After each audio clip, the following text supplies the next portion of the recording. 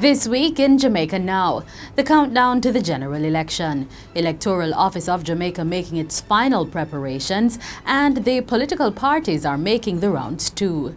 Ombudsman names 33 delinquent candidates, why the political debates are off the cards for this year, and inside the manifestos, the plans and promises of the PNP and the JLP. The details of these and other stories after the break. Thursday, February 25, it's Jamaica Votes, live coverage on your election authority. Follow the action from the crack of dawn at jamaica-gleaner.com. Then at 5:30 p.m., it's jamaicaelections.com for the live stream of the ballot count. The people, the parties, the prospects, the pronouncements. Hear from our expert panelists until a winner is announced. That's Jamaica Votes, Jamaica Elections, live stream of the ballot count. The Gleaner, your election authority. I'm Caroline Brown, and this is Jamaica Now. The Electoral Office of Jamaica is now in the final stages of preparation for the February 25 general election, Jamaica's 17th since universal adult suffrage in 1944. Both political parties are also on the final lap of campaigning, trying to woo voters. Last week, pollster Bill Johnson revealed that the PNP was ahead in the favorability ratings. And here are the critical numbers to watch. This year, the number of new voters exceeds the numbers of 2011 in 43 constituencies. There are 34,907 new voters on the list. In 2011, just over 873,000 people voted, 771,000 did not. In the meantime, both the People's National Party and the Jamaica Labour Party this week launched their manifestos. The JLP has advanced what it calls the growth triangle, focusing on water, housing and energy to stimulate employment. And the People's National Party is focusing on youth employment with priority on creating 10,000 new jobs for this group. You can log on right now to jamaicaelections.com to view in full the party's manifestos.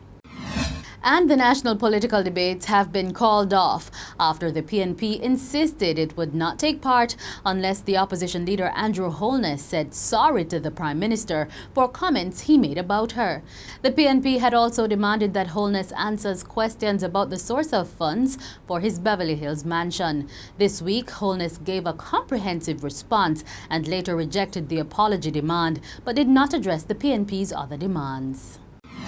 In the meantime, Holness has admitted that he felt hurt by the role played by the PNP campaign director in fueling the firestorm over his Beverly Hills house. When I saw this kind of personal attack about me building a house in Beverly Hills and where I got the money from, I was really taken aback because, you know, I was never one to be involved in anything untoward. So I just thought that it was unbecoming of him because I held him in a higher order of esteem. The political ombudsman Donna Parchment Brown this week named 33 candidates she says have failed to sign the political code of conduct. The list includes 3 cabinet ministers, Lisa Hanna, Robert Pickersgill and Horace Daly. The ombudsman says the failure of the 33 candidates to sign the code raises serious questions about their suitability to be elected to lead. She also says the Prime Minister feels embarrassed about the failure of the candidates to sign the code. In other news, the West Kingston Commission of Inquiry this week started hearing submissions from the attorneys representing the various parties at the hearing. The commission is now in the final stages of the inquiry and will have 2 months after its last sitting to produce its report. Commission Chairman Sir David Simmons says the commission will recall witnesses against whom it will make adverse findings so that they can respond. The inquiry is probing the deaths of more than 70 people during the 2010 Tivoli Gardens operation to capture West Kingston crime lord Christopher Dudus Coke. And that's it for this edition of Jamaica Now, your weekly review of the big news stories. Send us your comments at onlinefeedback@gleanerjm.com. You may tune into Power 106 FM for regular updates. Follow us on Twitter at Jamaica Gleaner and on Facebook at Gleaner Jamaica. I'm Caroline Brown, and before we go, we bring you more from a review of our chat with PNP President, Prime Minister Portia Simpson Miller, and JLP leader Andrew Holness. You know what I don't understand with some Jamaicans? They were calling for us to call the elections. And now that we call it, they are complaining. What is their problem? Is it because they can't win? The only thing I'm going to do now is just give them a good whipping the night of the elections. So you're not getting a whipping?